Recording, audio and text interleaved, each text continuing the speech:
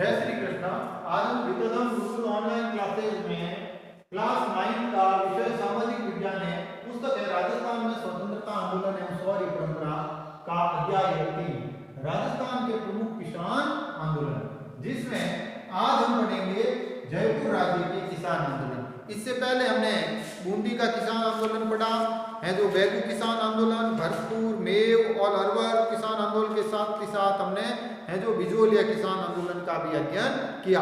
आज हम पढ़ेंगे कि जयपुर में किस तरह से किसान आंदोलन की है जो गतिविधियां थी। तो राजस्थान के अन्य राज्यों के किसानों की भांति जयपुर राज्य में किसानों की स्थिति भी बड़ी दयनीय थी।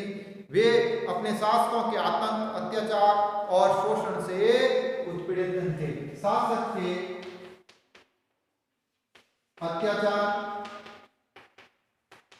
शोषण और आतंक से पीड़ित थे। जयपुर रियासत में किसान आंदोलन का मूल केंद्र राजस्थान के पश्चिमी भाग में स्थित शेखावटी, तोरावटी, सांबर, सीकर और खेतरी के ठिकाने थे। और किसान आंदोलन का श्री गणेश है जो सीकर से हुआ। कहां से हुआ? सीकर से इसकी शुरुआत हुई जयपुर किसान आंदोलन, क्योंकि सीकर उस समय जयपुर के अधीन आता था। 1922 में सीकर के नए राव राजा कल्याण सिंह ने भूमि कर को 25 से 30% बढ़ा दिया।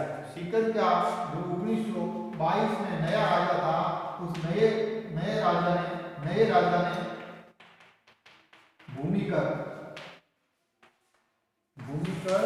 25 से 30% बढ़ा दिया, तो किसानों पर बोझ हो गया। उसने किसानों को आश्वासन दिया कि अगले वर्ष उनसे ली जा रही लगानों में छूट दी जाएगी। राव राजा ने अपने वचन का पालन नहीं किया, इससे किसान खिन्न हो गए और आंदोलन प्रारंभ हो गया। राजा ने आश्वासन दिया कि अगले साल है जो इस लगान में कमी की जाएगी। क्या की जाएगी? कमी की जाएगी। अगले वर्ष, आने वाले वर्ष में कमी कर दी, लेकिन उसने ऐसा नहीं किया।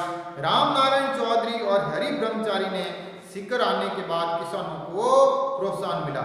सीकर आंदोलन की गूंज केंद्रीय असेंबली और ब्रिटेन के हाउस ऑफ कॉमन्स में भी उठी थी। और इसका जो मुख्य चर्चा था वो था रामनारायण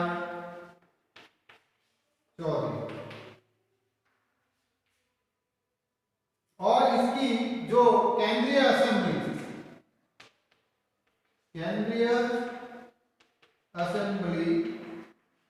और ब्रिटेन के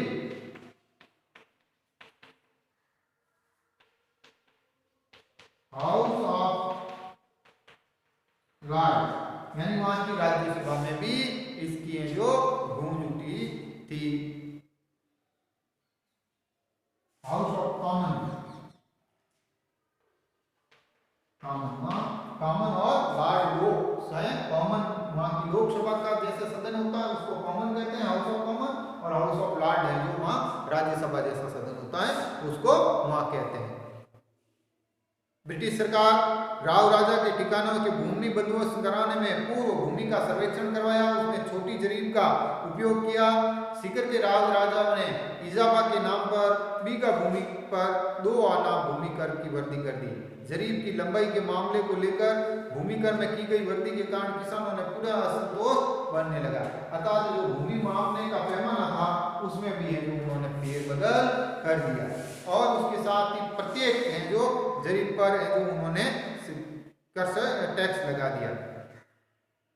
अक्टूबर 1925 में जाट सभा का बगड़ में एक अधिवेशन हुआ, जिसमें राज्य और जागीरदार द्वारा जाटों पर किए जा रहे सामाजिक और आर्थिक शोषण के विरुद्ध अभियान चलाने संबंधी कार्यक्रम की रूपरेखा तैयार कर निर्णय लिया गया। जाट नेताओं ने शेखावटी के गांवों में पहुंचकर कृषकों से संबंध स्थापित कर उन्हें ठेकेदारों की भूमि लगान न देने के लिए समझाया।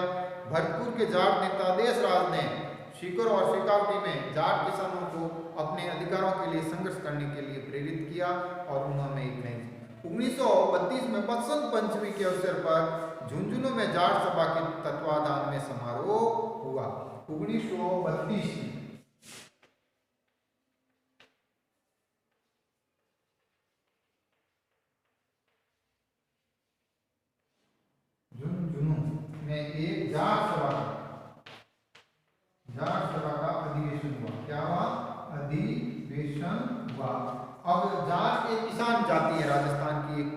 मान जाती हैं, जो उनका उस समय में किसानों के या खेती पर ही वो ज़्यादा निर्भर रहते थे। और लगभग 60,000 जाटों ने उसमें भाग लिया। इससे किसान आंदोलन को प्रोत्साहन मिला। जाटों को संगठित करने के उद्देश्य से देशराज ने जो सितंबर 33 में पथलाना में एक सभा का आयोजन किया, जिसमें सीकर के एक महायज्ञ करने का निर्णय लिया। राव राजा के ने महायज्ञ की अध्यक्षता की सवारी के लिए हाथी देने से इनकार कर दिया।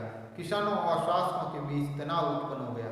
महायज्ञ के समय 1934 में किसानों द्वारा किए जा रहे भाषणों में ठिकाने की नीति की कटु आलोचना की गई, जिससे खिन्न होकर ठिकाने के राव राजा ने जाट सभा के सचिव चंद्रभान को गिरफ्तार कर 6 माह की जेल और 51 रुपये जुर्माने का दंड लगा दिया। जाटों ने इसका कड़ा विरोध किया। सियोर के ठाकुर मान सिंह द्वारा सोतिया का पास नामक गांव में किसान महिलाओं के साथ किए गए दुर्व्यवहार के विरोध में 25 अप्रैल 1934 को जाट महिलाओं ने एक सम्मेलन आयोजित किया, जिसमें लगभग 10,000 स्त्रियों ने भाग लिया। इस सम्मेलन की अध्यक्षता किशोरी देवी ने की थी। अप्रैल 1935 में सीकर ठिकाने का एक राजस्व अधिकारी पुलिस की सहायता से कुंदन ग्राम में भूमि लगान वसूल करने गया। उस समय जाट किसानों में हिंसा भड़क उठी। पुलिस ने गोली चला दी, जिसमें 4 जाट मारे गए, 14 किसान घायल हुए। शहीद होने वाले किसानों में चेतराम, टीकूराम तथा लगभग 175 जाट किसान गिरफ्तार हुए। इस हत्याकांड की गूंज ब्रिटिश संसद में भी सुनाई दी। इससे मजबूत होकर जयपुर के महाराजा को इस ओर ध्यान देना पड़ा। यानी जो अप्रैल 1935 की घटना हुई, अप्रैल 1935 में जो सीकर में घटना हुई, उससे जो जयपुर की तरफ से जो ध्यान आकर्षित हुआ जयपुर रियासत का।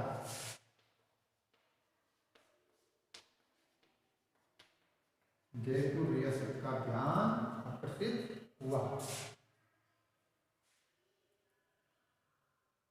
आतंककारी साधन अपनाने के बावजूद आंदोलन को कुचला नहीं जा सका। अनंतर सीकर ठिकाने को नियमित भूमि सर्वेक्षण तथा बंदोबस्त का कार्य करना पड़ा।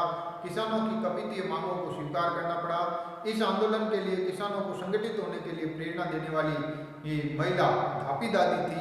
वह इस आंदोलन का नेतृत्व करने वाले प्रमुख नेताओं में सरदार हरदयाल सिंह, नेतराम सिंह, पृथ्वी सिंह गोठड़ा, पन्नी सिंह बाटड़ा नाऊ, हरू सिंह पथलाना, गौरू सिंह कटरातल, ईश्वर सिंह भैरूपुरा और लेखाराम कसवाली थे। इसी बीच शेखावटी के अन्य ठिकानों में भी जाट आंदोलन फैल गया और मार्च 33 में खेतड़ी, डूंगलोद, नवलगढ़, मंडावा, बिशाऊ, सूरजगढ़, हमीरवास, इस्लामपुरा, जखारा, मलसीसर, अलसीसर, पाटन आदि के किसानों में भी जो जाटों को मैंने भूमि कर देने से मना कर दिया। 16 मई 1934 को हमीरावास के ठाकुर कल्याण सिंह के आदमियों ने हनुमानपुरा ग्राम में जाट किसानों के घरों में आग लगा दी, जिससे 33 घर जलकर राख हो गए। इसी प्रकार डूंगलोड के ठाकुर ने जयसिंहपुरा गांव में किसानों को आतंकित किया तथा उसके भाई हरनाथ सिंह ने सशस्त्र व्यक्तियों के साथ किसानों पर लाठियों और तलवारों से हमला कर दिया। किसान घायल हो गए। जमींदारों की इन हरकतों से शेखावटी के किसानों ने सशस्त्र संगठित होकर उनका डटकर मुकाबला किया। शेखावटी जाट किसान पंचायत की तरफ से 9 अक्टूबर 1934 को जयपुर महाराजा को एक मांग पत्र दिया, जिसमें प्रार्थना की कि जागीरदारों के आतंक से उन्हें मुक्ति दिलाए। यानी अक्टूबर 1934 में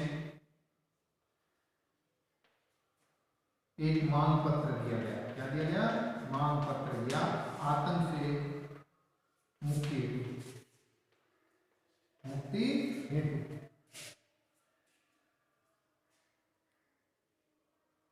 शेखावटी के नाजिम ने भी अपनी रिपोर्ट राज्य सरकार को भेज दी। नाजिम ने किसानों की शिकायतों की पुष्टि की और उसके समाधान के लिए चलाया। यानी नाजिम ने भी रिपोर्ट भेजी। नाजिम शेखावटी के नाजिम ने रिपोर्ट भेजी और वो किसानों के पक्ष में थी। क्या थी? पक्ष में थी।